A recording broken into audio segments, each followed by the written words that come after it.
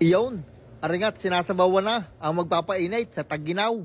Ang tawag nga namin din ay Gotong Batangas. Napakasarap na rin. Ipapakita ko sa inyo kung paano ko ginawa. Una ay dumilihensya muna ako ng mga karne at saka laman loob ng baka. Isa-isa natin na rin huhugasan. Meron nga tayo din ng pata ng baka o yung beef shank. Isang tadyang ng baka.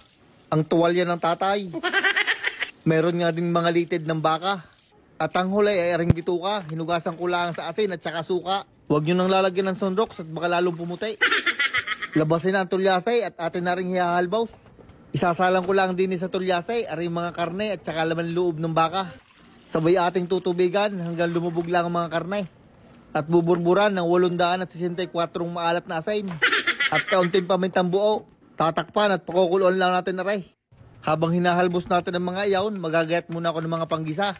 Meron tayong luya, sibuyas, at saka bawang. Pakukuluan nga lang natin na rin nasa tulyasay ng mga 10 hanggang 15 minutos. Habang pinapakuluan nga yawn, nagawa ako din ng crispy garlic. Ating gagawin toppings mamaya. At nang makalipas nga ang 15 minutos na pagpapakulo, inahon ko ng mga aret, nilagay din sa tray. Dinala ko lang din sa lababo at huhugasan ko ulit. Ang proseso ng aray ay para matanggal ang dugaw at dumi ng karne. At para malinaw ang ating sabaw mamaya.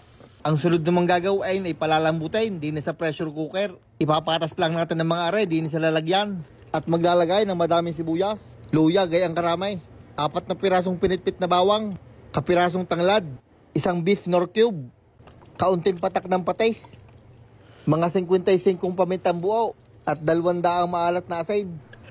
Sabay tutubigan natin hanggang pumantay lang sa karne. At isasalang na natin sa pressure cooker.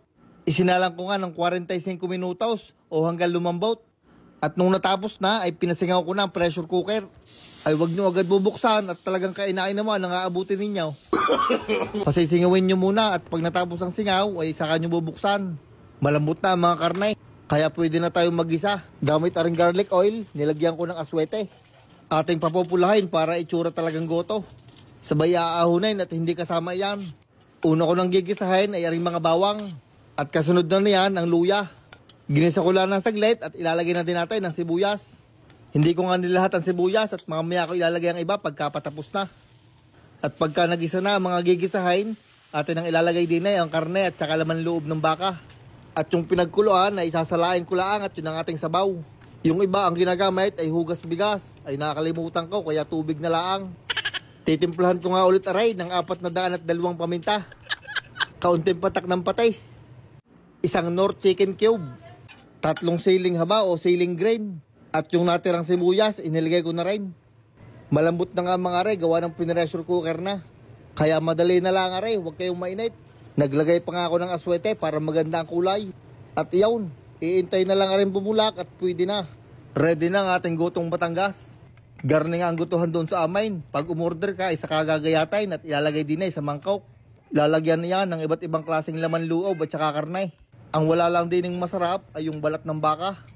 Lalagyan naman na rin ng sibuyas na pula, green onions at saka crispy garlic, saka naman sasabawan. Dapat ang sabaw ay laging mainit para hindi magsebo. Basta dahan-dahan na lang sa pag-igaw at baka mapasong uso. At iyan na ang isang order ng Batangas Goto. May kasama pang panghampas. At ano nga palang sausawan na masarap din patis, kalamansi, sibuyas at saka sili. At syempre dapat ay may kanain. Aring unang higaw para sa inyo.